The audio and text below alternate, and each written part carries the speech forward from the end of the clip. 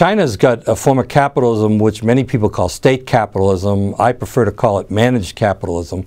And it's basically run by authoritarianism and by the idea that corporations are existing not to make a profit for shareholders, but to enhance the power of the country with respect to the West. They're able to do things that make our form of democracy a disadvantage and our form of free markets a disadvantage.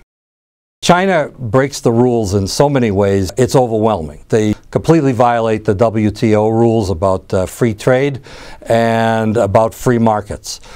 They have what I call asymmetric trade.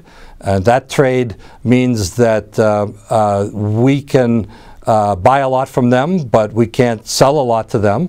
And as a consequence, they're sucking the lifeblood out of the U.S. and the Western world. That's why we're all so far in debt, because we've been trying to maintain our standard of living. At the same time, we don't have the robust economies that we used to have. China has been manipulating its trade to divide us up from some of our best trade partners. Japan, Germany, Brazil have all become dependent on China for trade, and we're no longer their top trading partner. So piece by piece, they're kind of breaking up our Western alliance, making it so that our allies have dual loyalties.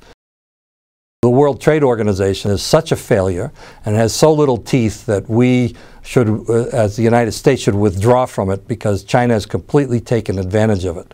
Nobody's reacting to the fact that they violate the rules on subsidies, on free trade, and human rights and slave labor and all kinds of other standards that we've set in the West, and because everybody's afraid of Chinese retaliation.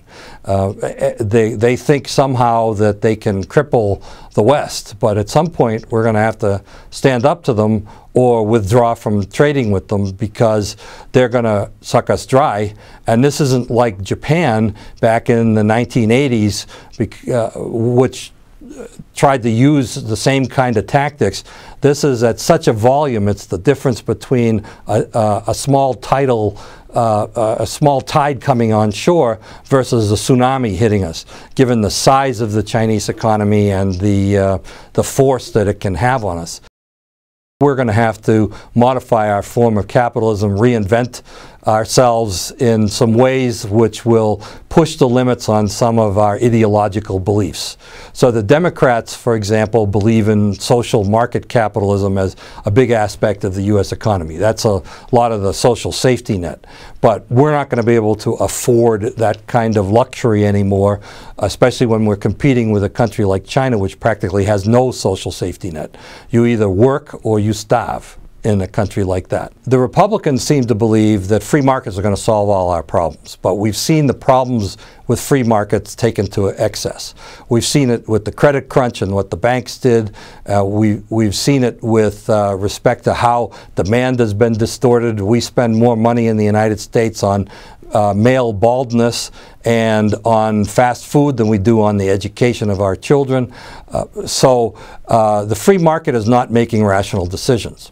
And Wall Street is also sending money to its highest and best use, which is no longer in the mature American marketplace. And they're sending it to China to invest in growth. And that becomes a self-fulfilling prophecy. So the free market system is going to have more government guidance with more wisdom behind it than what we've done so far. We have to do a number of new things to compete with China and to combat its form of state capitalism. The first is we're going to have to get proactive and start actually trying to obsolete and beat some of the key industries. We're going to have to take back manufacturing and take back technological knowledge that has been sliding to China for manufacturing purposes. Number two, we're going to have to be more specific about and more strategic about how we manage the economy. So trade and commerce should be combined and run with the goals of organizing our industries in ways that will be superior to the Chinese model. And third, I think we have to essentially balance the budget so that we can pay for all of this. We're going to have to give up a lot of the amenities that we have had in the past, and we're going to have to stop being the world cop at the same time, because we can't fight everyone everywhere all the time.